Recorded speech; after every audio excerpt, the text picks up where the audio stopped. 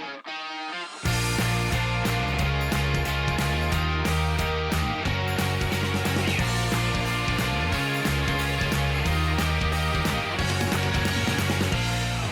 everybody, and welcome to episode number 21 of the Kickabout podcast with me, Chris, and Dan and Fran are here as always.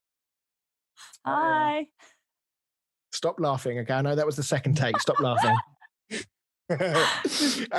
Right, well, before we get into the bulk of the podcast, just a quick note to say that obviously we are in tier 213 now, I believe, and elite sports are going to continue, but there has been some rumours that the EFL may not run. Dan, you said that you saw something somewhere that suggests the EFL might have to pack up for a bit. Yeah, on BBC Sport, there's a little section that says EFL, so they're most likely going to have to shut up shop for a bit with the amount of cases that keep coming through. Yeah, well, I mean, it's important to say that the Premier League has a much more robust testing regimen, if you like, and the bubbles that they're all kept in are much tighter, I believe, and the EFL frankly don't have that. I don't think it's the EFL themselves don't have the money, but the clubs don't potentially have the money to do the testing to the level that the Premier League clubs do. So it kind of wouldn't surprise me that happens, but I guess we'll have to wait on official confirmation for that. Right, let's get into it. So importantly, the Premier League is going to continue, which means we have content, which is the important thing. But what we are going to do, since we're now in the new year, it is January, that means the transfer window has opened up. So we are going to have a little mini segment at the start of each show during January, where we're just going to round up some of the rumours, and well, it could be roomies. So I tell you what, those Tottenham players were rooming. Those 3 Tottenham players and Manuel Lanzini, they were rooming. They were naughty. So yeah, any rumours, stories, and done deals that have done the rounds. We probably won't have too many of done deals today, since we're already a couple of days in. But Dan, why don't you run us through some of the rumours and stories that are floating around at the moment? So I've just gone for the sort of big rumours of Premier League players outgoing. I've not done any that potentially may be incoming. So the big one is probably Paul Pogba, who obviously his agent came out and said that he's leaving. Which is a bit strange, but he's been linked with Juventus. So to be honest, I personally wouldn't be that fussed if he went, as long as we could get back as much of the money that we spent on him as possible. See ya. I guess that Pogba has been better recently, but he's not been the catalyst for Man United's good run of form recently. He's not been integral to that. So I don't think United would miss him that much. I think the problem with Pogba is you get a good game out of him and then he disappears for the next 3 or 4. Yeah. And it's difficult to know what Raiola's, he comes out and often stirs the pot. So I don't know whether he's running short of islands and wants a new one or something to buy. It could just be him wanting another payday, or him maybe engineering a pay rise for him. Who knows? I think at the end of the day, all agents are selfish, aren't they? No, that's very true. Second player on my list is Mesut Ozil. Been linked with quite a few teams, actually. The main ones are Fenerbahce, DC United, LA Galaxy, and Inter Miami. So quite a few American teams there. Can you see him leaving? I can. Whether it happens in January or not, I don't know. Trying to think, because get rid of him as soon as possible, won't they? He's taken up so much of the wages. Unless they put him back in the team, you can't really just have him. Why is he not in the team? I don't really know. He's a good player. Yeah, I don't know, to be honest. There's not really ever been any concrete evidence or concrete reasons as to why he's not been included in their squad. I mean, he's not even in the Premier League squad, so even if they wanted him to play, he actually couldn't. Well, he can now, actually, because they can re-register him during the transfer window if they want to bring him back in. But it doesn't make sense, because obviously, we know he's got incredible ability on the ball. We know that defensively and work rate, sometimes that's not up to scratch. But when you've got a £300,000 player just sat around doing nothing, you either play him or you get rid of him. Yeah. And for them to sit on Ozil for probably the best part of 18 months now. I mean, he was involved a little bit last season, and he came back into the side a little bit towards the end of last season, I believe. But yeah, this season, I don't think he's played a minute, has he? So it's a very odd situation. He's not registered to play. No, that's true. No. Third most is Dele Alli. Obviously quite heavily linked with PSG at the start of the season, and he's still been linked with PSG as well as Everton. So it'd be interesting to see if he goes to either team. PSG, I can see happening just because Pochettino's now there. Yeah, I would agree with that. Olivier Giroud has been linked with West Ham, Atletico Madrid, and Marseille. For me, I think Giroud's even come out and said that he doesn't really want to leave, so I can't see Giroud leaving in January. Well, all the while that Timo Werner can't hit a fucking barn door, I don't think Giroud should leave because I think he's still quite important to that team at the moment. He's the top scorer at the moment, Giroud. Yeah, and he's the only one. And I think he was quite unfairly left out at the weekend as well. I thought he probably deserved a start, but I think Giroud only ever wanted to leave because he doesn't want to give up on his international career just yet. I think he wants to have the Euros and maybe the World Cup next year. So wherever he's playing, he wants to be playing for his best side as possible and playing regularly. So if Chelsea can give him that, then I'm sure he will stay. I can't see him leaving in January. Yeah, Divock Origi being linked with Wolves, Newcastle, and Leeds. I think he probably definitely needs to move to a new club. He's not, especially now they've signed Jota. He's not really getting much of a look in at Liverpool anymore. No, I think he's got ability. I mean, I know there's a Liverpool fan, a friend of mine at work, who absolutely hates Divock Origi, despite the fact that he scored some incredibly important goals from the last year, especially in the Champions League. He absolutely hates the guy. He thinks he's one of the worst footballers to ever have played the game. So I think he can do a job. I think he's better than my friend gives him credit for. So Wolves, I think I'm going to talk about them later, but I think Wolves are in need of a striker right now. So I can potentially see him going on loan there for the rest of the season, maybe. Yeah, I think that would be a good move for Wolves, actually. Although he's not Portuguese, though, so would they go for him? Next is Tomori from Chelsea, being linked with Leeds. Obviously, he lost his place to Thiago Silva and the other 6 centre-backs that Chelsea have. I mean, he was obviously on the verge of going to West Ham in the summer until at the very last minute he decided he didn't want to do it. And clearly his decision to fight for his place has worked out really well for him because I don't think he's played at all this season. I highly doubt West Ham will go back in for him, but yeah, I think for his own progression and career, I think he does need to move on. Yeah, I agree. Zinchenko from City being linked with Southampton, Wolves, Leicester, and West Ham. Jesus. I swear West Ham are just a name that they're just thrown in with bloody everybody. There's one more. Dave down the pub, he's good at left back. West Ham have been linked with him. Do you ever actually get your hopes up that you're going to get any of these players? Because you get linked with so many. They'll get someone from Slavia Praga or something. Well, it's worked out quite well recently with the 2 players we got from there, but we are linked with so many. I tend to lose track of who we're linked to. So no, I just tend to wait for. There's a guy on Twitter that I follow who's he obviously has friends in high places at West Ham, and he gets some inside info. So if he says something is likely to happen, then I believe it. If he doesn't report on it, then I don't. Next is Basuma from Brighton, being linked with Liverpool, Manchester United, and Monaco. Quite a big step up. I was going to say, is he that good? I have heard quite good things about him. But I mean, I don't know. It's a big step up. It's a big risk. Yeah, that smells to me like that could go the way of Wilfred Bonney. Yeah. Or even Zaha sort of making that jump and then ending up back at Crystal Palace. Yeah. I'd be surprised if that one happens, if I'm honest. But especially in January as well. Yeah. Next on the list is Tarkowski, being linked with West Ham and Leicester.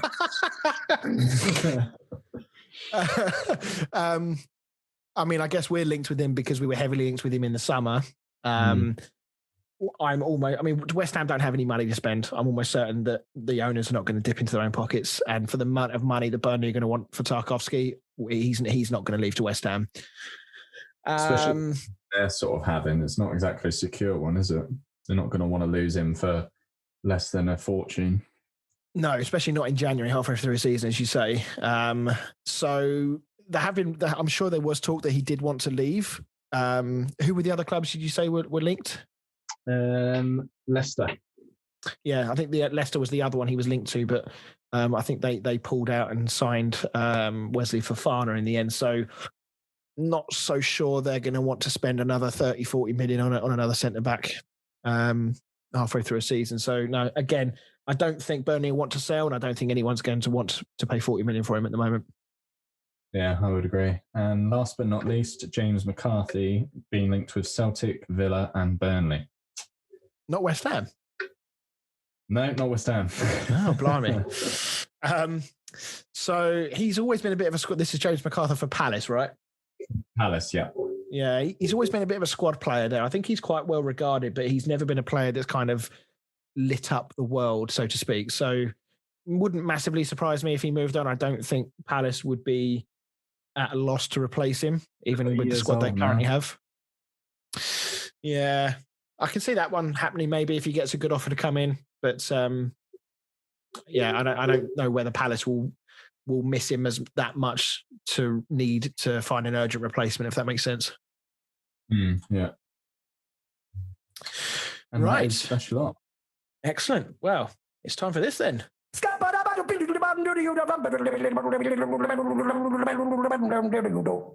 Down the stat, man. Fran's just here for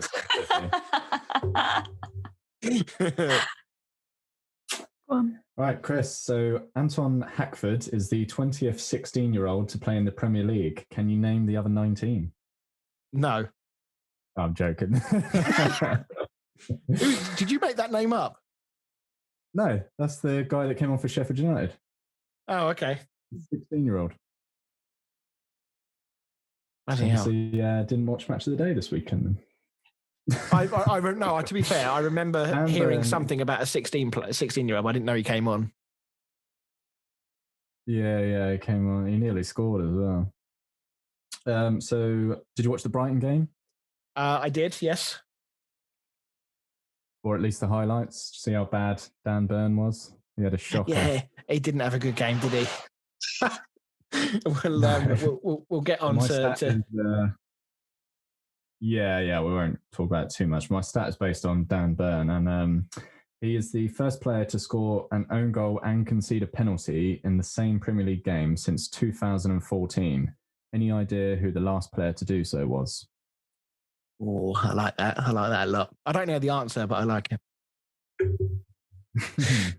Right. As always, we will get the answer to that later on in the show. Let's get into the Premier League then. So let's talk about what was billed as the weekend's thigh rubber. And it didn't disappoint. Chelsea against Manchester City, sorry. What do we think of Man City's performance? Do we think that was probably their best showing of the season so far? Yeah. Especially in the first half. At half time, I was a bit like, I feel like City are just going to come out and see out the game in the second half, which they kind of did. But the first half was really fun to watch. Yeah, it was quite a professional performance, I felt. It almost felt like, they went out and did what they needed to do to get far enough ahead, and then they just couldn't, as you say, controlled the game from there.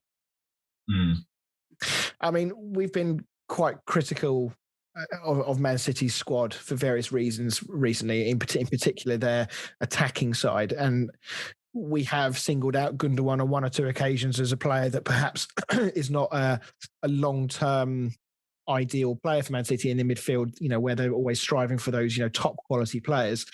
But, hats off to him. In the last few games, he's been very good. He's been among the goals, and the goal he scored at this weekend was a brilliant goal, wasn't it? It was a great turn. Really nice goal. Yeah, Thiago Silva couldn't get near him. And I guess overall, when we talk about these top teams and the league itself, we should really kind of learn our lesson when it comes to talking about a team's plight and how they're not challengers for the title 1 minute, because it wasn't so long ago that, again, we were talking about City and how they had a really bad start to the season by their own standards. And now, if they win their game in hand, I believe they could go within 1 point of Liverpool and United. So all of a sudden, very quietly, they've snuck up on us and they're right back in the hunt again. Yeah, it's very much all to play for this season, which is good. I'm enjoying it at the moment. Yeah. I mean, if you look at the top 4, top 6 currently, I mean, how on earth do you even pick, not let alone a winner, but a top 4 or top 6? I mean, first to 10th are separated by 5 points. I mean, based on that, West Ham are in the title race. First to 12th is only separated by 10 points now, thanks to Arsenal and Leeds picking up a couple of wins recently. So should we just make a pact now that we just stop trying to predict? Just let it happen? I saw Guardiola, because obviously he just announced that he was probably going to stay on a bit longer than he first intended. And I saw him say that when he first thought about coming to the Premier League, someone warned him saying that it is the most difficult league because anybody can beat anybody. And he said he didn't believe it until he got to City. Yeah, it's a very entertaining. If you're a neutral or a third party, you know, if you don't have any investment in a Premier League team in particular, but you follow it, then it must be amazing to watch right now. But for as good as Man City were, and they were very, very good, it's fair to say that Chelsea were pretty poor again, weren't they? I mean, how much pressure is Lampard under right now, do you think? It's hard to say, really. I mean, I think if it was any other manager, they would have been sacked by now, especially with the money they spent. So you'd have to say probably quite under pressure. I think the only thing that's going for him is the fact that the fans won't turn on him. I mean, they will eventually, but I don't think they will just yet. Not in enough numbers anyway to make the Chelsea board itch and do something. Yeah. I mean, Roy Keane summed it up on Sky Sports. He said that Chelsea don't give managers much time. It's kind of in their DNA and history to not give managers huge amounts of time to rectify bad situations. I guess what might save Lampard at the moment is the fact that because of the league being so close, you know, if they win the next two games, all of a sudden the narrative changes. Everyone's talking about something else and Lampard is kind of off the hook for a little while again. So it's not a situation that is, I wouldn't say they're in crisis or anything silly like that. No, I wouldn't say they're in crisis. But did you see the post that Pete tagged me in before we came on? I didn't know. That Frank Lampard has earned the least amount of points per game as any other Chelsea manager. Do you know what? It's funny you say that because I've obviously seen the same post, so I actually had it written down here that 1, 2, 3, 4, 5, 6, 7, 8, 9, 10. So there's 11 managers listed here, ranging from all the way back to people like Luis Scolari and Gus Hiddink, all the way up to sort of Maurizio Sarri and Lampard. And he is at the bottom of the list. I mean, Andre Villas-Boas wasn't at the club for very long, but he has a higher average point per game record. So yeah, the stats don't make for good reason. And it's not just this stat that's really sort of damning on Chelsea, but their record against the clubs in the top 8 this season is absolutely woeful.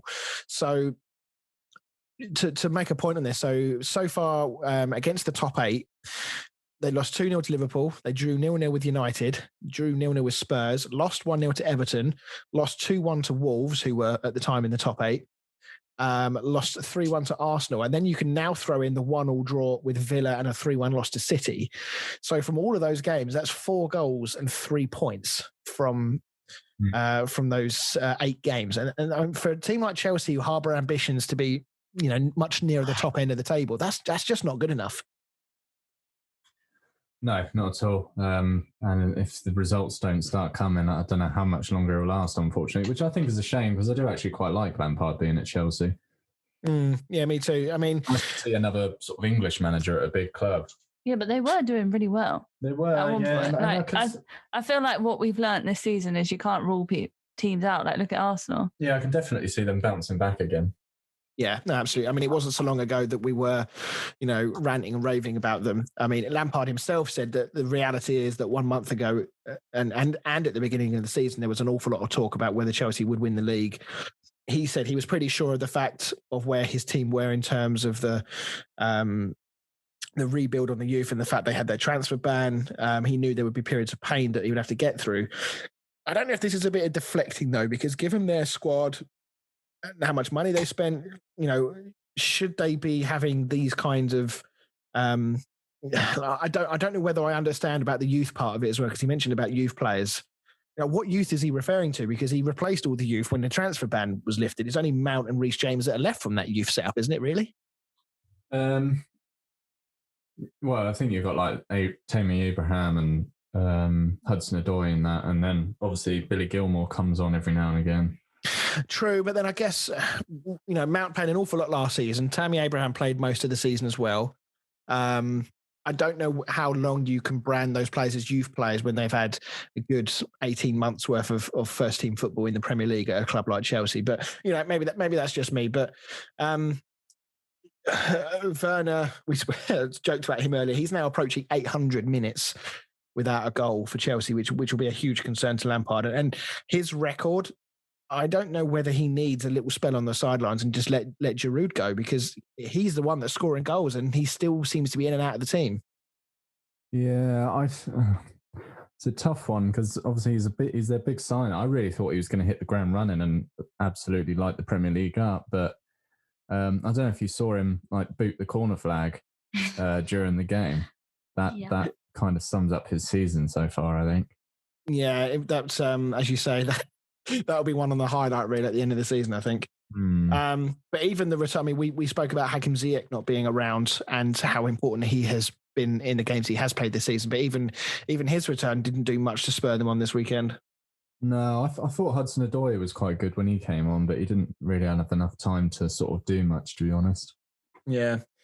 I mean, it sounds ridiculous because of their spending, but I guess it's worth asking the question: are there any other areas in their team that they actually need to improve on, or is it purely a case of just get through this tough period with the team you've got a great squad and things will come good again?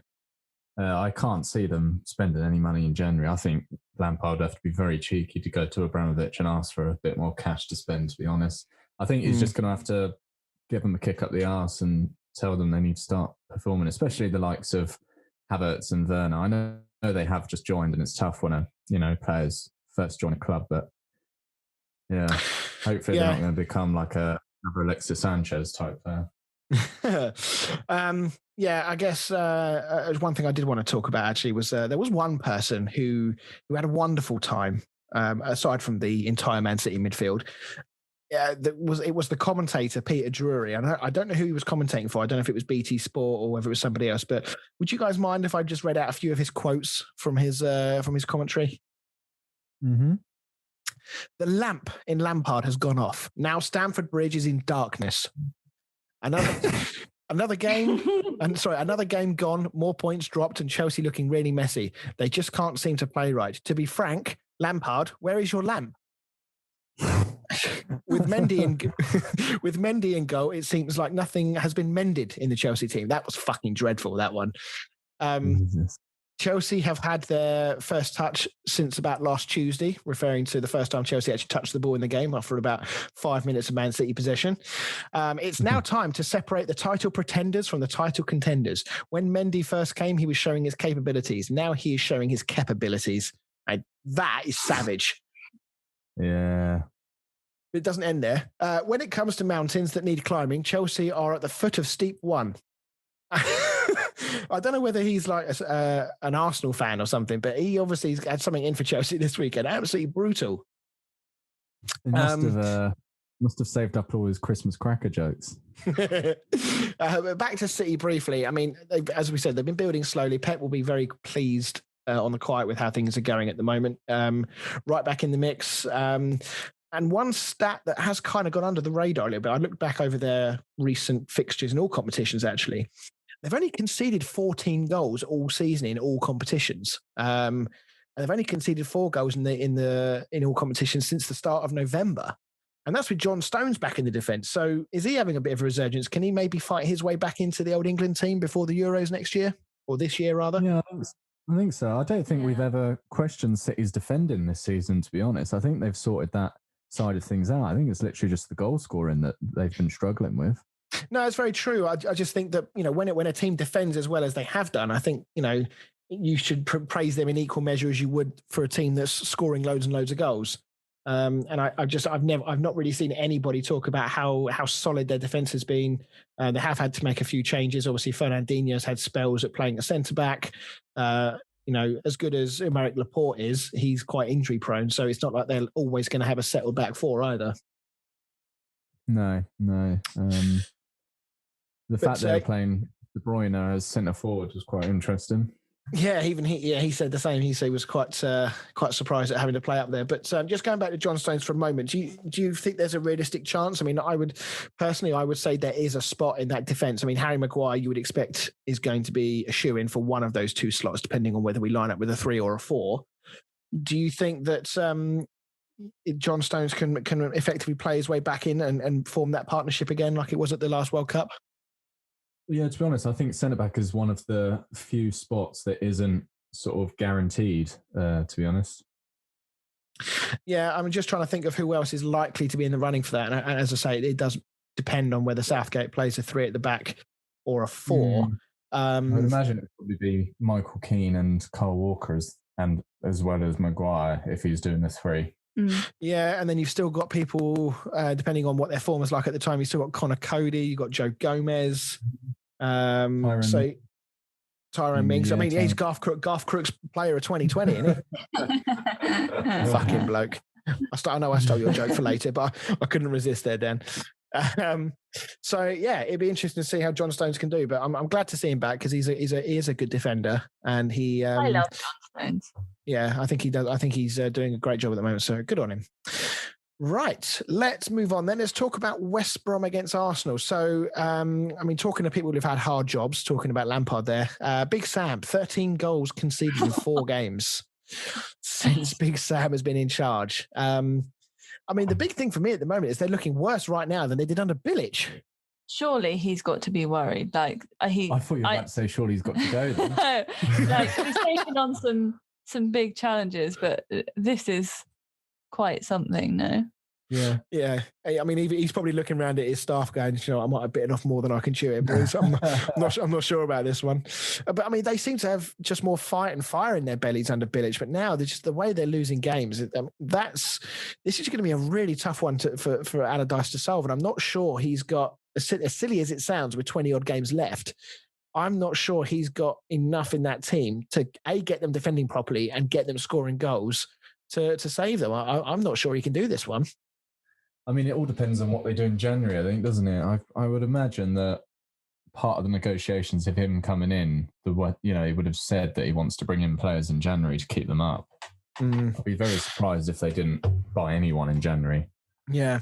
We'll get onto that in a moment because there was a comment that Sam Allardyce made that I thought was worth highlighting. But let's first of all spare a thought for Semi Ajayi, who had a day to forget in the defence for West Brom in the snow. It's snow under the lights in the Prem is very underrated, isn't it? I think it's lovely. Yeah. It's just I don't know, romantic when you see a team getting absolutely smashed and it's snowing. I think there's something quite romantic about it. All right, let's move on. But yeah, just going back to Ajayi, did you see the effort that he very nearly put in his own goal? Yeah, did we? I'm not sure. I don't know if we did. We must have done. It was Lacazette's third goal where the cross came in and he sliced it onto his own post, and then Smith Rowe came along, absolutely rifled one. What on first glance I thought was straight into his bollocks, and then Lacazette tapped it in for 3-0. I don't remember that. I remember Lacazette getting a goal, but I don't remember him getting both goals. I don't remember him getting smacked in the nuts. Well, let me put it this way: it was like the Way Valley School at defending. We'll have to rewatch it now. Give me 2 secs. Okay. Well, while Dan goes and remembers that, in a minute I'll be in the middle of talking and Dan will go, "Oh yeah, I remember." Anyhow. The game was obviously long dead by the time that happened anyway, because I believe that was the third goal. I mean, and we were rightly, in my opinion, at the moment, quite hard on Chelsea earlier. But Arsenal are a very good example, as you mentioned earlier. I think, Fran, you mentioned it, of how things can change so quickly. I mean, they had a great win against Chelsea. They ground out a good win at Brighton, and they've had a thumping win here. All of a sudden now, no one's talking about should Arteta be sacked. All of a sudden, Arsenal now are a couple of wins away from being right in the mix for those European places again. Yeah. Yeah, I think that's what you need to remember about Chelsea. Or, well, a lot of the teams, actually. It's so close, isn't it? Yeah, I think it's going to be one of those seasons where teams just bounce up and down. I suppose we did talk about Ozil briefly in the transfer roundup at the start of the show, but do you guys see any chance of him coming back into that team? Well, I think if they don't offload him, I would be surprised if they didn't bring him back into the team. Just seems a waste having him on the bench. Not even on the bench, sorry. Like not in the team. He's just sitting on Twitter. That's all he's doing. Yeah, and FIFA. But interestingly, one of the reasons that there was a lot of talk for Ozil potentially coming back, or a lot of the noise surrounding why people and fans wanted him back, was that Arsenal did seem to lack a real creative spark in that midfield. So in young Smith Rowe, have they found that creative player they were looking for? Because both him and Bukayo Saka were just brilliant again, weren't they? Yeah, especially Saka. I think that's 2 goals in 2 games now. He's definitely one of their standout players at the moment. Yeah. Smith Rowe reminds me a lot of Jack Grealish, not just because of the absurdly small shin pads and socks that he wears. Because I think they're actually smaller than Grealish's, and I didn't think that was possible. I had to do a double take. I thought he was wearing like trainer socks or something. But the way he carries the ball, the way he rides challenges and sort of drifts around and sort of floating in gaps, he's a very Grealish type player. And with him and with Saka and Kieran Tierney, who was superb again for Arsenal, the second goal was just absolutely brilliant. I mean, dare I say it was almost vintage Arsenal. The build-up play and the passing and moving, it was brilliant, wasn't it? Yeah, definitely. And it's nice to see young English players coming through and playing for top teams. Yeah, it was. It's quite something. I mean, it maybe that goal perhaps was the most pleasing from an Arsenal point of view. I mean, obviously scoring 4 goals in any game would be very pleasing for Arsenal fans. AFTV goes very quiet on social media when they win games, which is a shame because that's always worth a watch. But that goal was quite a sign of the confidence that's flowing in that side again all of a sudden from a couple of wins. And they're now up to 11th. They've got Newcastle and Palace up next. They win those games, and as I say, they're right back in the hunt for those European places. Yeah, I mean, it's those games you would have thought they would definitely be winning, really. I think they need to start beating the big teams. I know they beat Chelsea, and I think they beat us. To be fair, so they are beating the big teams then. Yeah, to be fair, just as soon as I said that, I thought the big teams they are beating. It's the teams like Newcastle, etc. They keep losing to. Yeah, that's why I said they need to start beating those teams. So for West Brom, though, we've talked about them before. You struggle to see goal scorers in that team. Is the striking part of their transfer plans the most important right now, or do they need to bring in more defenders? I mean, if you're shipping 4 goals a game, it's probably got to be defenders, really, isn't it? Yeah, I just wonder whether, Sam Allardyce is the sort of player that could improve a team's effectiveness as a defensive unit, or whether he feels that the players there aren't good enough even to begin with. Yeah. Well, like I said, get Rondon back and then get some defenders in. Get Rondon back. I think we need to start a petition. Get him back in. I don't know where he is nowadays. China. I was going to say, last I heard, I think he's in China. I did do some digging around on something, though, because apparently Brexit is a problem to West Brom. And this is something that Sam Allardyce has come out with. Apparently, West Brom have had 3 players that they've targeted that now won't get a work permit thanks to Brexit. So I sort of raised an eyebrow at that and wondered why that would be the case. So I did a little bit of digging, and I thought this might be worthwhile knowing. So it's quite complicated. So I'm going to attempt to give everyone the short version. So strap yourselves in for Welch's lesson. So previously, it was always the case that the Home Office and the FA had to comply with the free movement protections guaranteed by the EU. So as a result, every footballer with citizenship in one or in fact any one of the EU member states can work within the EU, and they can move freely and not need a work permit. But now Brexit has happened, this is no longer the case. So clubs are now going to need to apply for a governing body endorsement for work permit for pretty much any overseas player who doesn't hold a British passport.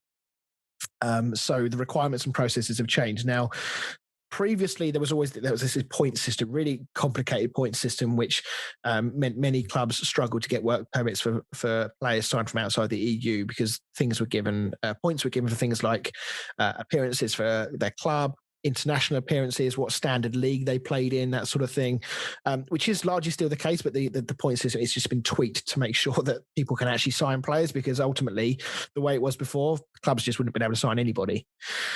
So there is a couple of important factors to mention, which is going. There's no two ways about it. It is going to affect the transfers of all English clubs. The FIFA rule around international transfers comes into play, which means that the clubs will not be able to sign overseas players until they're 18 years old.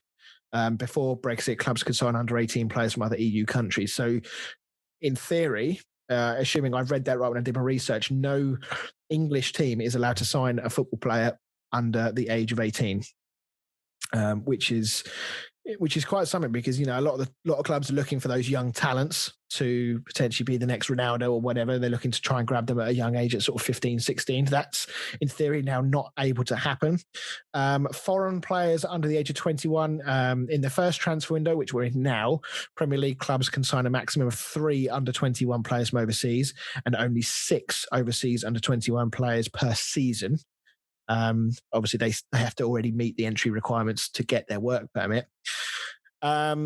So yeah, given the rules that have been made, in theory, it's slightly easier to avoid everyone being turned down a work permit. But it does make you wonder who Big Sam is trying to sign, because they've tweaked the rules enough so that more importance has been given onto some of the other leagues, so that, as you say, these players can actually make these transfers. But it does make you wonder who Big Sam is trying to sign if all 3 of them are just like, there's no chance they're getting a work permit. So I don't know, if he's gone on to like Football Manager and he's looking at like lower league teams from Albania or something. Wonder Kid. Yeah, he's just on a Google search Wonder Kids on Football Manager and see who can get. But anyway, so that concludes Chris's Brexit law class for this week. I mean, there is no doubt that is going to change things, isn't it? I mean, the big one for me there is the fact that teams can't sign anyone under the age of 18. Yeah, although United have just signed a player from Atalanta that's under 18, which is quite interesting. Really? Yeah. Okay. The Diallo. Chris's lessons wrong.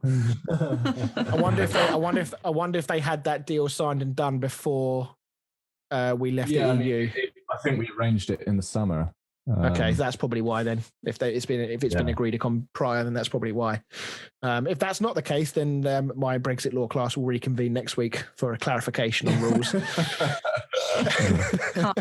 But anyway, whoever they bring in, West Brom, do need to do something quickly, because they need results ASAP, really.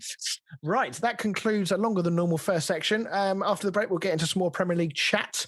We've got our listener segment, and then me and Dan are going to do our team of the year from 2020. See you in a minute.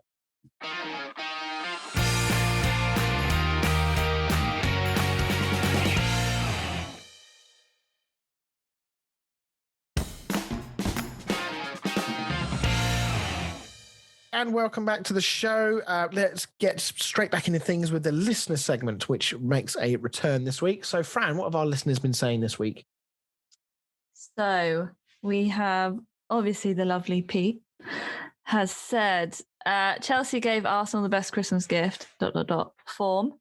Just a shame they didn't save any for themselves. So selfless. The fact Man United are joint top and we were calling Ollie out sort of sums up this season. The table is completely unpredictable right now. And as a third party, I'm loving it.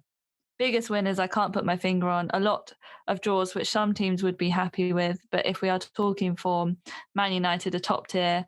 Everton, Villa and Man City also deserve their credit where it's due. It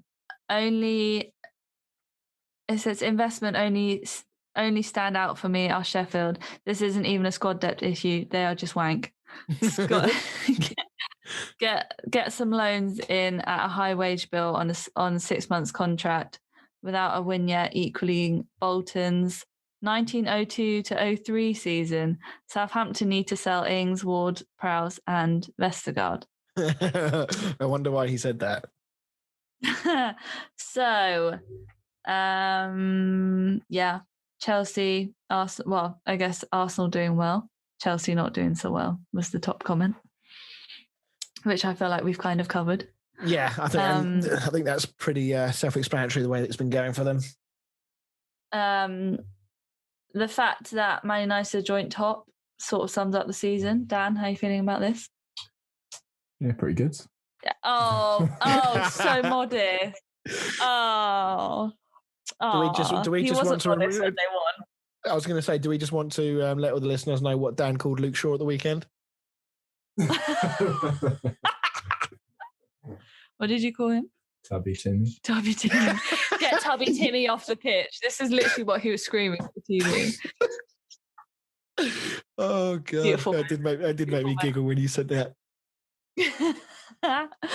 Man United top tier. Everton, Villa, and Man City also deserve credit where it's due.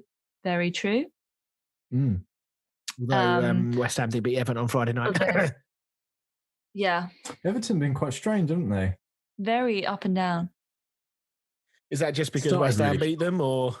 No, I mean, they started really strongly, and then they had like a bit of a blip and fell down the table, and then they started winning again and went back up. And now they've lost to West Ham. They're very zigzaggy at the moment. Well, I mean, the performance against West Brom was also, I mean, I didn't see the Everton Sheffield United game, but apparently it was quite reminiscent of that Everton, had reasonable amounts of possession, but just did nothing with it. And, got lucky to a certain extent against a Sheffield United side that just, can't buy a win right now. Excuse me. And then against West Ham, their luck ran out. It wasn't the best game of football in the world, but West Ham took the chance when it came to them. So, but yeah, you're right. Everton are very much up and down at the moment. In comparison to Sheffield, who are just wank.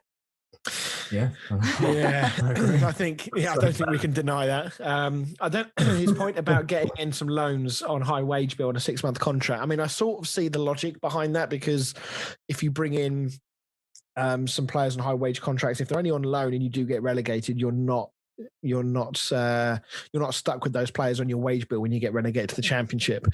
The only thing I would say is that there is an argument for saying that if you bring players in on high wage bills, if a player is commanding a high wage bill and going to Sheffield United, they're only going there for one reason, and whether they actually care about the team performing or not, they're just using it as a way in which to play a few games and don't really care whether Sheffield United get relegated or not, because they're going to go back to their parent club. And how much discontent will that cause with the rest of the squad on lower wages? Well, I mean, they've had more than enough time to prove their worth. And given that they are, obviously, Bolton's record in 1902, 1903 for the longest time without a win, or whatever that record stat is. To be fair, I mean, all jokes aside, it is going to be very interesting to see what Chris Wilder does, because if he doesn't really do a great deal in January, then that is a clear signal that Sheffield United collectively have sort of accepted their fate. If they go out and start signing lots of players, whether they be on loan or not, then you can sort of say that they're giving it a go. So it is going to be interesting to see what they do. Yeah, I probably would. I don't know. I think I would just prepare for the Championship. Be very surprised if they bothered trying to stay up this year. I mean, they are so far behind now. I mean, they're 12 points. I mean, I know that's only 4 wins, but in the grand scheme of things, that's 12 points, assuming those teams above you don't pick up any more points. So it's not as simple as always saying that they're only 12 points behind, because you've then got to rely on other people losing lots of games between now and the end of the season, which of course may happen. But as Sheffield United, you're not going to be winning more games than you're losing between now and the end of the season unless a miracle happens. So, well, the fact they've got 0 wins in 17 games, it's unlikely they'll get at least 4 in 19 games. No, it's very true. I don't want them to go down like they seemingly are, but at the moment they are just a sinking ship at the moment, aren't they? And I mean, obviously he made the comment about Southampton needing to sell Ings, Ward-Prowse and Vestergaard. He then said in a later comment that they should be free transfers to Portsmouth as well. Smooth. And then Sam said Chelsea need to invest, but surely Frank has had enough investment from the 200 mil he has spent already. Thoughts? Dan? I thought Chris was going to say something. Oh, you both sort of inhale. Yeah, I could hear you both inhale as if you were going to speak. I did have an exchange of comments with him. I mean, we've sort of touched on this already about whether or not they need to invest. And I think we're all in agreement that even if Frank wants to invest, I don't think he's going to be able to. I foresee more outgoings at Chelsea in January than I do incomings. I don't necessarily think that they need to invest. I mean, it wasn't long ago that we were, waxing lyrical about Mendy and Thiago and Ziyech, all these players that were playing so well. I mean, they kept like 7 or 8 clean sheets in like 6 or 7 games, or 9 or 10 games, They really sorted themselves out and got themselves playing really well. They were playing impressive football. Things are going shit right now, and Lampard is up against it. He does need to sort it out, and if he doesn't, he is going to lose his job, no doubt. But I don't think that investment is going to cure that problem. This is Lampard's problem alone to fix, in my opinion. Yeah, I mean, I was pretty much going to say the same thing. Like, the likes of Mendy, Ziyech, Havertz, Werner, they're not shit players. They're, potentially world-class players. So I don't think it's a case of replacing them. That he needs to get them playing. Indeed. It's they've got next 4 games is Fulham, Leicester, Wolves and Burnley. And you to really take the pressure off, you would say they've got to win probably 3 of those, I would say. I think Leicester obviously is a bit of a coin toss because they're playing really well and you don't really know what you're going to get from Chelsea at times. They could turn up and put a great performance in, given the squad they have, or they could lose. But they have absolutely got to beat Fulham, Wolves and Burnley, in my opinion, to take the pressure off of Lampard. Whichever, even if they win them ugly, even if it's a poor 1-0 win. I mean, we saw what Arsenal's results have done since their 1-0 win against, 3-1 against Chelsea. They played really well, and then they round out that win. You can win ugly and still get confidence from it. So, but they've just got to find a way to win. Yeah. I would agree. Excellent. Well, thank you for that, listeners, and thank you, Fran, for reading that out. Let's move along then. Let's talk briefly about a couple more games in Premier League before we round off the show in the usual way. Spurs against Leeds first. So important win for this one for Spurs after they've had a little wobble. How pleased will Jose be with this one, given the way the game panned out in the end? Yeah, I think it'll be, because Leeds started much the stronger team, didn't they? But looking at the possession, and that Leeds had like 60-70% possession and Spurs had about 30 at one point. So I think Jose definitely set up sort of similar to how United set up in terms of counter-attacking and just trying to counter them when they open up, like we all know Leeds do. So I think he had a game plan, and I think it worked to a T. Yeah, I mean, it's getting to the point where I think a 4-year-old could guess what Leeds are going to do and potentially plan out an opposing tactical plan against them. Whether it works or not is another question, because Leeds have got the capability of just playing you off the park and running you off the park. But there was a landmark in the game. We had 100 goals now been scored by Son for Spurs. Another good performance, and best mate Kane laying on yet another assist. Yeah, it's getting to the point where it might be worth putting some money on the Kane to assist Son or Son to assist Kane every week at this point. They're beautiful. Yeah. I mean, just to highlight the importance of the partnership, Harry Kane and Son have combined for a total of 13 Premier League goals this season. No pair has ever combined for more in a single campaign in the Premier League. And Kane has assisted Son 9 times, which is a joint record for one player assisting another player within a Premier League season, and when not even halfway through the season yet. So it's quite astonishing. The link those two have. I mean, Mourinho suggested afterwards when talking about Son and Kane, he has suggested that whilst he's expecting them to score goals and he's happy they are, that he is wanting others to step up and start scoring goals too. So on that point, are Spurs in danger of becoming too reliant on these two, or is that just a natural way things go when you've got two players of that quality who link so well? No, I would 100% agree. I think Kane tends to get injured towards the end of the season just because he plays every single game. And Son, I mean, Son's not so bad, but, if he were to get injured as well, they would need to find the goals from somewhere. Yeah. I mean, sometimes you find that teams do find a way of stepping up when their big striker's not around. Man City have struggled at times. They have had some big wins, but they struggled a little bit. As long as both of them don't get injured. I mean, Son has actually stepped up to the plate in Kane's absence previously as well. So sometimes maybe when you've got those two players in the team, it's a bit like if you've got like a Ronaldo in your team. You know, if I think back to the days of Ronaldo and Rooney, you know, no one complained when they were scoring all those goals for United years ago, or, you know, when Messi and Suarez were doing it at Barcelona. So I don't think you can realistically just turn around and say, you know, they're a two-man team, but players like Bergwijn and Lo Celso. I'm trying to think of some of the other. I mean, Bale. I mean, Bale's not really done a great deal this season. So they do need those players to step up a little bit. Yeah, I feel like the idea was for Bale to have a much bigger role, but for some reason he's just not really been involved that much, has he?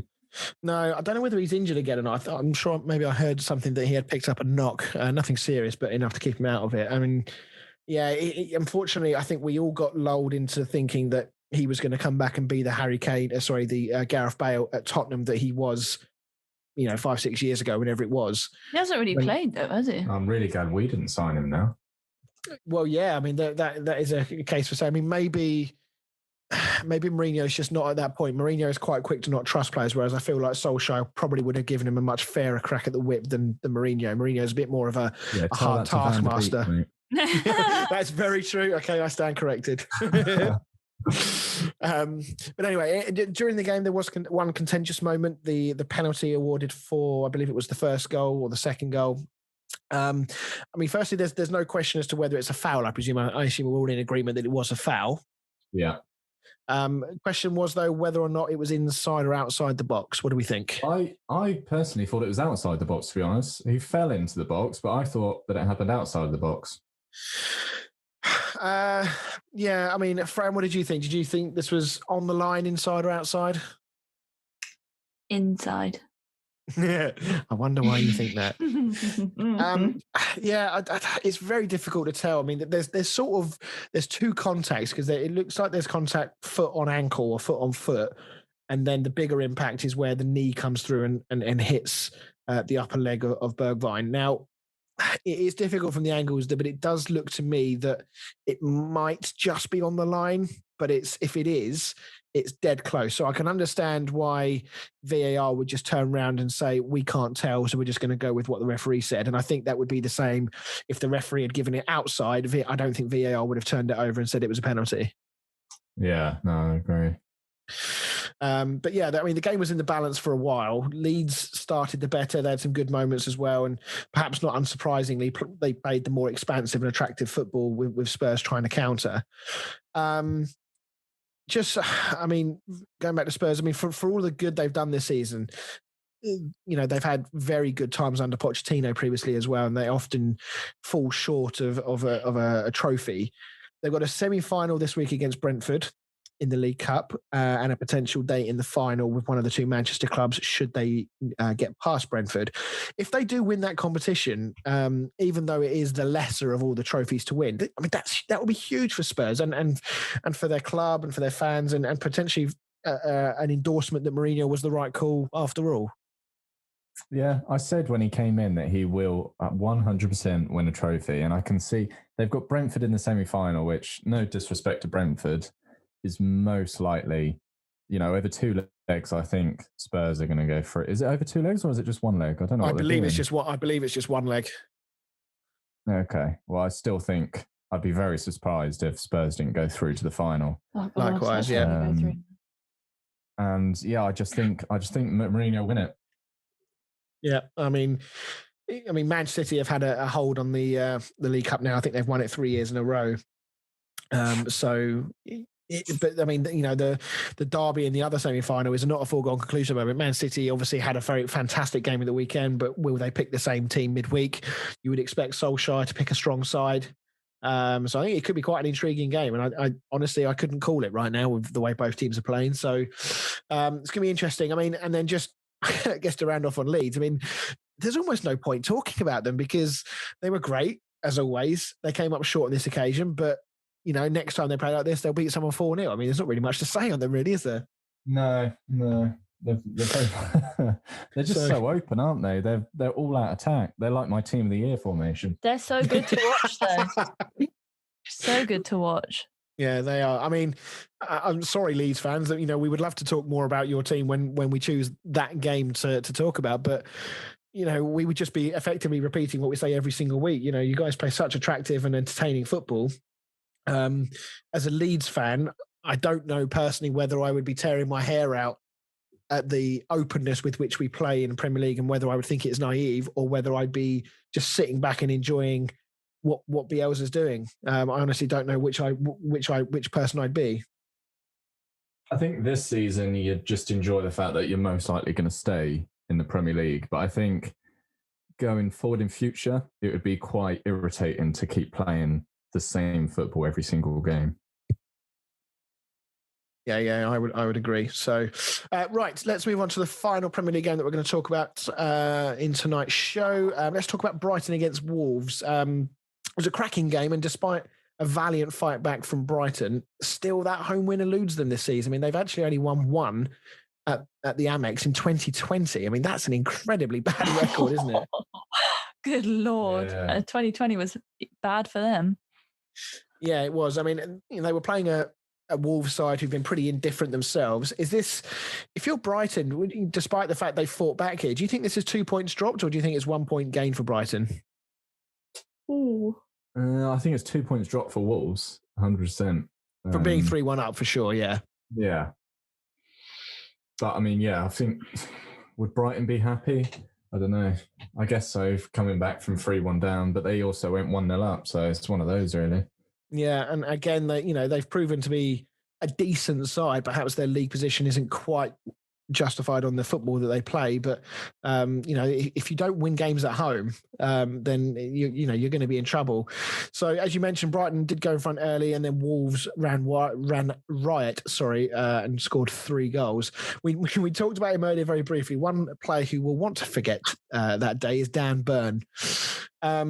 It was an unfortunate own goal, I think it's fair to say. I don't think it was really his fault. He just sort of couldn't sort his feet out after the... Could I just say that I think the goalkeeper's done him in here, because that was some pretty average goalkeeping, wasn't it? Yeah, he's parried it straight at him, isn't he? It was. I've never seen a more photographed attempt from a goalkeeper when he absolutely did not need to do what he did. And at the very least, punch it up as well. Don't punch it down, punch it up and away. But I assume we saw Traore bullying him afterwards. Yeah. I mean, I'm surprised he lasted as long as he did. I felt sorry for him. I thought he would have come off a lot quicker. I mean, do you remember earlier this season? I can't remember who United were playing, but we were talking about Luke Shaw, and he absolutely just scythed someone down. And we said it was like a frustrated FIFA challenge. And this one had a little bit of a feel of that as well. It was like Traore switched on the afterburners and just sort of breezed past him. And it was almost like Burn in his head just went, oh, for fuck's sake, and just absolutely clattered him. It was such a reckless challenge. I don't know whether he got booked for it, but it was a horrible challenge. Obviously, they converted the goal. It's 8 draws now for Brighton this season. They're 5 points above the drop zone. If they had converted even 2 of those draws to wins, things would be quite different for Brighton. They'd be looking up a lot more than they're looking down currently. Yeah, with Brighton, they're another one of those teams where they're, again, I don't want to be disrespectful, but they're almost like table fillers. I know what you mean. I view Brighton in a similar way to how I used to view Stoke years ago when they were in the Premier League. You're sort of, a name that's synonymous with the Premier League because they're always there, but they don't really show enough ambition to really push up the table. And I don't know whether that's being disrespectful. I don't know. Certainly from memory, I can't think of too many times where they've spent big money or anything like that. But maybe Burnley is another example. Just sort of happy to be in the Premier League and maintaining their status rather than actually risking spending more money in the hope they could go up the league because they fear they may go down instead. Yeah, and I mean, it's nothing to do with being because I know not every team can be like a Man City or a Chelsea, but the likes of Aston Villa, Wolves, Leeds, obviously showing that they want to be a top team. Whereas the likes of your sort of Brighton, Burnleys, they just seem happy to be in the Premier League. Yeah. I mean, as the season plays out now, and we're looking at the relegation picture, we are almost halfway through. As we've said, we're sort of expecting that Sheffield United now, I think we've widely accepted that after another defeat with no goals at the weekend to Palace, they're doomed. West Brom, you have to say, currently are not showing any signs that they're going to stay up either. So as things stand now, and I'm saying that because of how things change so quickly in the Premier League, it is sort of looking like a fight between Fulham, Brighton, Burnley, and possibly even Newcastle. I mean, the reason I say Newcastle is that whilst they are 8 points clear of Fulham, who are third bottom currently, Fulham have got 2 games in hand, thanks to the 2 games that were called off due to COVID. If they were to win one of those games, bearing in mind one of them is against Burnley and the other one's against City, so you would expect them not to get anything out of that, then whilst they won't come out of the drop zone, they will start to just pull teams towards the fight, and Newcastle need to be careful. Yeah, we mentioned Newcastle. I was reading in a article before I came on the podcast, and Steve Bruce is the favourite to be sacked next. Is he? So it's all changed again.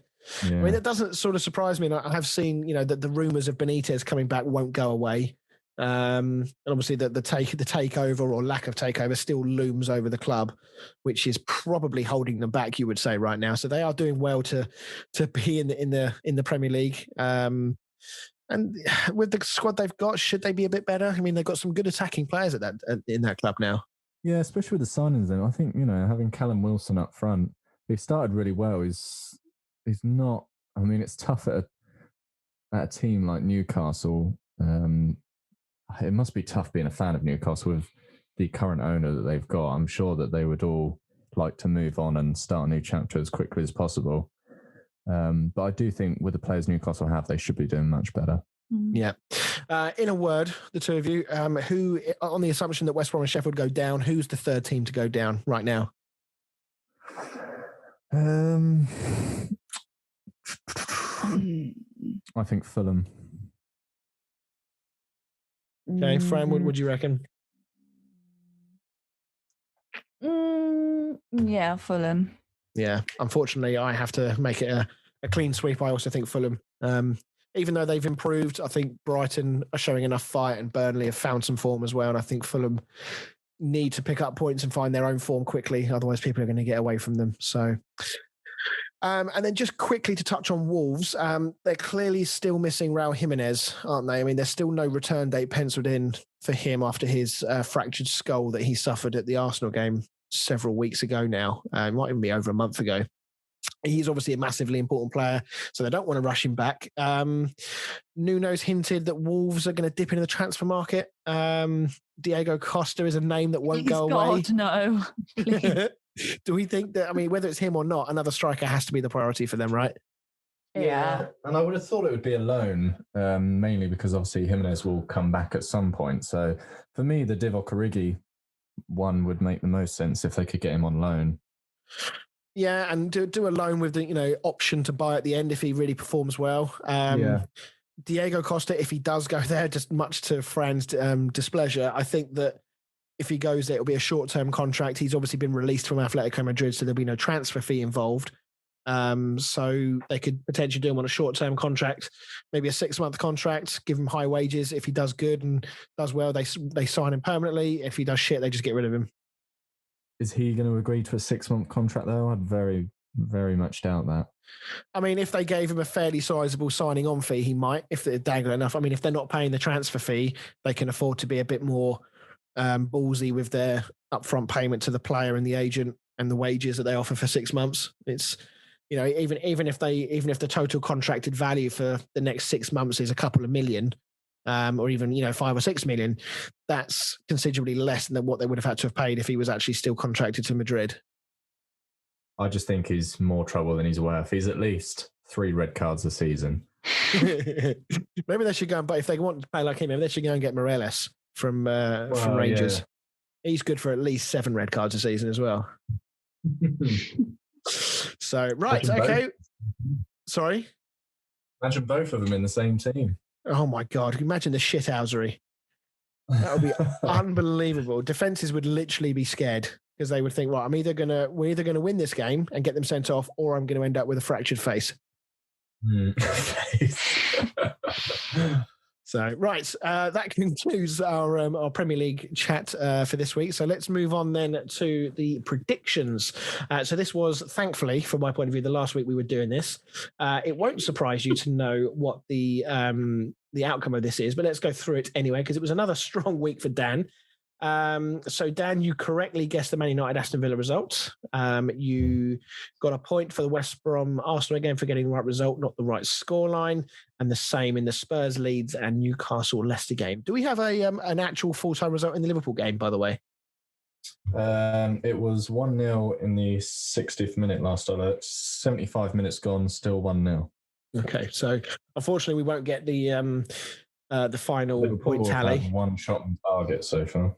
Ouch, their start. I mean, we've not talked about them for a little while because they keep playing on days when we're recording. But Liverpool are stuttering at the moment, aren't they? I know. Yeah. So but that would be a huge result for Southampton if they can get it. But even if me or Fran were to get that result bang on, it's still not going to affect our ability to change the positions. From my point of view, another barren week. I got a point for West Brom Arsenal, Spurs, Leeds, Newcastle Leicester, and Chelsea Man City for getting the right result but not the right scoreline. And Fran, you got a point for West Brom Arsenal, Palace, Sheffield United, Spurs Leeds for, again, the right result but not the right scoreline. But you did get the Newcastle Leicester result bang on, so 3 points there. Woohoo! So on the assumption that all of us went for Liverpool wins in tonight's game, and as things stand, it doesn't look like that's going to happen. So if we assume that no points there, that means that the final results are me with 16 points. Thanks for laughing. Fran with 20. Do you know what? I shouldn't be doing a football podcast because I'm doing shit in the Premier League fantasy football. I've done shit in the predictions. I'm getting raped in the quiz. So I'm not doing very well. Fran, you got 24 points. And Dan impressively had 32. So that's a good gap between all of us. Yeah, 8 points between all of us. Dan, your highest scoring week. You had 2 weeks on 8, 1 on 7, 1 on 6, and then one really poor week, mate, on 3. Fran, you had a 3, but then you had 6, 4, 5, and 6. I had 3 2s, a 6 and a 4. So right, okay. Well, gladly that is the last you'll be hearing on that. Let's talk about so normally what we would do is we would do our team of the week, and as per usual I didn't do the social media post, but 2021 is the year I'm going to attack social media.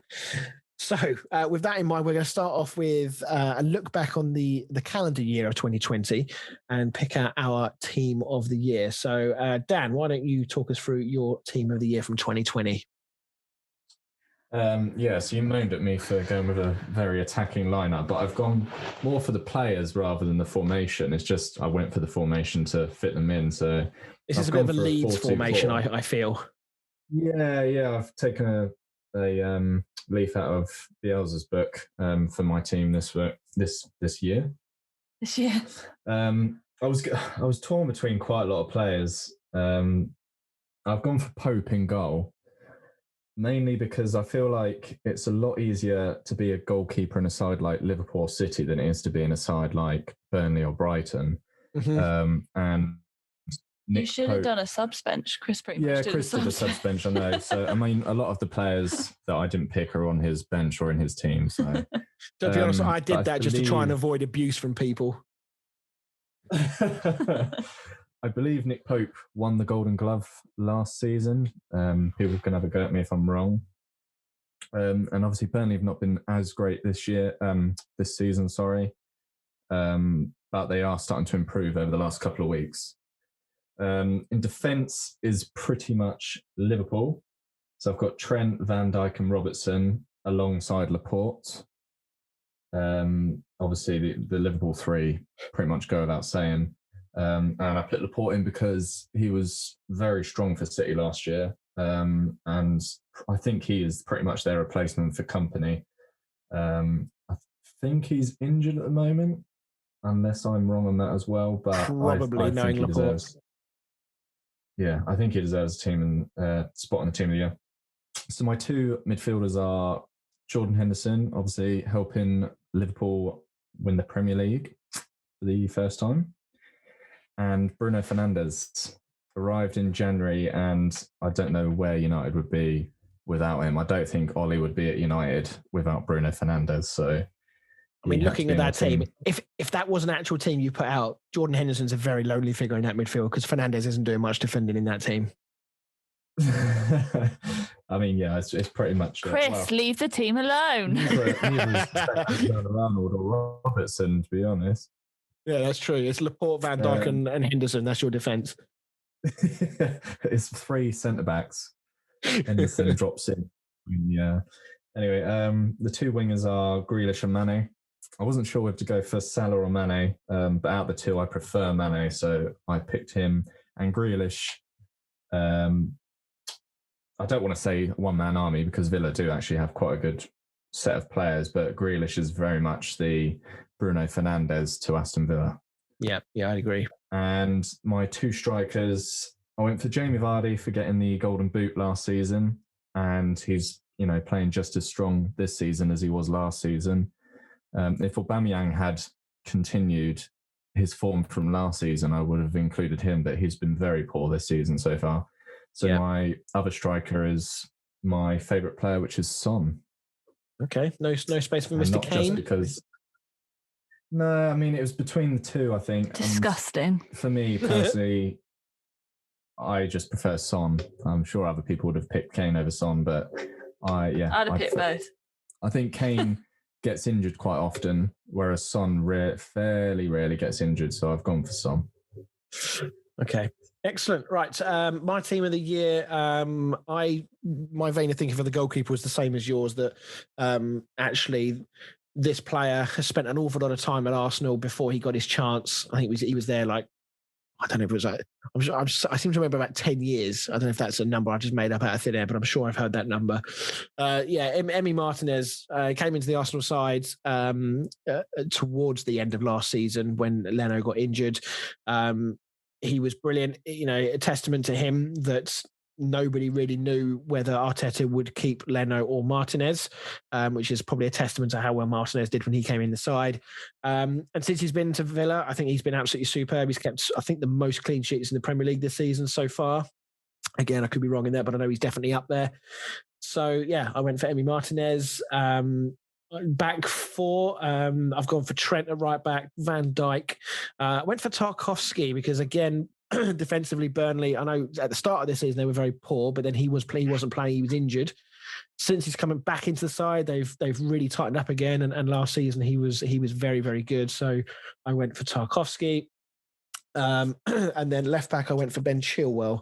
Again, could easily have been Robertson. It was a bit of a toss of the coin for me, but I thought I'd be a bit different and say Ben Chilwell. Midfield, 3, Henderson, Fernandes for the same reasons you mentioned. I've also put De Bruyne in there as well.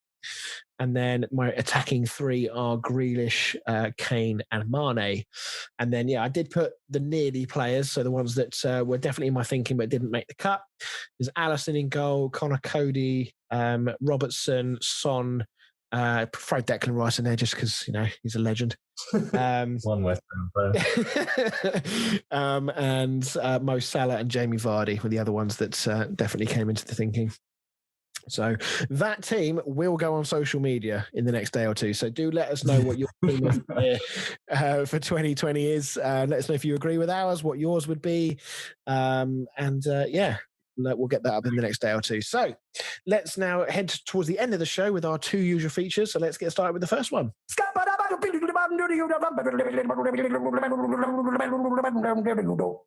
Down the stack, man. When that guy did that song, do you think he realised how fucking stupid he sounded when he first did that? Like, how did, as a songmaker, you come up with that noise? Nice. I don't know. But I'm glad he did because it gave us a great jingle. Yeah.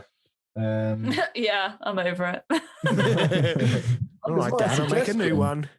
No, it's my suggestion. Well, we all know you stole it from Talk Sports Bar, so. Listen to that all the time. Yeah, all the time. Don't know what it is. So Dan Burn is the first player to score an own goal and concede a penalty in the same Premier League game since 2014. Any idea who the last player to do so was? I will say John Terry. I will tell you it's a Man City defender, and it happened against Hull. Man City defender against Hull. Company? Nope. Who else played? Lescott. Nope. Okay, I'm bored. I'm going to name off so many defenders and they're all going to be wrong. I hope you don't keep going because it was Mangala. Ah, Mangala. Yeah, I forgot he played for them. Where's he now? I'm assuming he's been sold and he's not on their long-term injury list. I believe he went to Porto, but I have no idea where he is now. Okay. Excellent. Right. Okay. Well, I mean, this could be a big Fran's Football with Fran this week because it's 9-5 currently.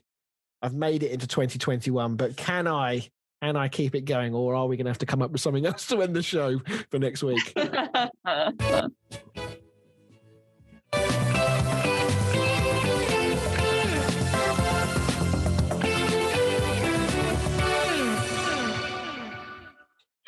Welcome back to Football with Fran. So similar to the last couple of weeks, same kind of vibe. But this time we're talking about actual Premier League clubs, not necessarily the players, but the clubs. So I just want 5 guesses each, as per usual. All-time Premier League club losses.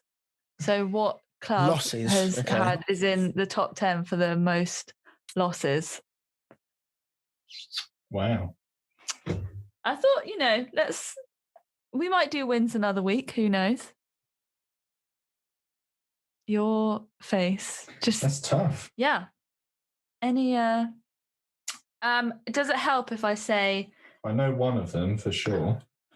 So number 10 has 250 losses. So it's up from 250. Oh, yeah. I know them all now. Fran, just slap him. I'll mute this section of the show if you want to beat him up. Joking. Okay. This is just about thinking really for teams who had long stays in the Premier League. Yeah. There's a lot of teams. But as usual, I'm just going to get you to read them out. Chris reads his out, Dan reads you out, and then I'll say yay or nay. Okay, think of Premier League history. I mean, some of these, yeah, they sound like really good ideas in my head, but these could be wildly wrong. Yeah, Chris, I don't know how much I'd trust your gut because you haven't done well so far. Well, aside from Googling, I'm a bit stuck. Premier League losses, yeah. Okay, I will say, how many years have they spent in the league? Okay, 5 seconds. 5, 4, 3. Oh, Dan's done. Chris, are you done? Yes. 1.5. Yeah, no, I'm done. Yeah, I'm done. Okay. You reel yours off and then Dan can say his. Okay. I'm going to say Newcastle. Yeah. I'm going to say Sunderland. Uh-huh. Depressingly, I think West Ham might be in there. Potentially. Middlesbrough. Yeah. And Aston Villa are my 5. Right. Dan? Have you said the same? Almost. Oh, God. Only one different. So I'm fairly certain I actually read a couple of weeks ago that West Ham have more Premier League losses than any other team. Excellent. Right. So West Ham in there. I've also gone for Newcastle. Yeah. Aston Villa. Yeah. Sunderland. Yeah. And I've gone for Crystal Palace. I think Middlesbrough's probably more likely to be right than Palace. So, Okay, you two talk between yourselves for a sec. If I'm honest, the only one I wasn't sure on was Middlesbrough, because I couldn't remember how long they've been in the league. The other one I was thinking of was actually was Coventry, because they were in the Premier League for a long time. I was thinking Portsmouth, but they obviously haven't been in the Premier League for a while now. Okay, so all your matching ones you both got right. Oh, no way. The two different ones. You didn't get right. Are we going to do a tiebreaker for the rest of the list? So you can tie break. You can either both pick one other team that you think was in the list, or you can both pick how many goals you think it is West Ham at the top. West Ham have the most losses. West Ham. How many goals you really think? Top? Wow. Yeah. They've lost the most games.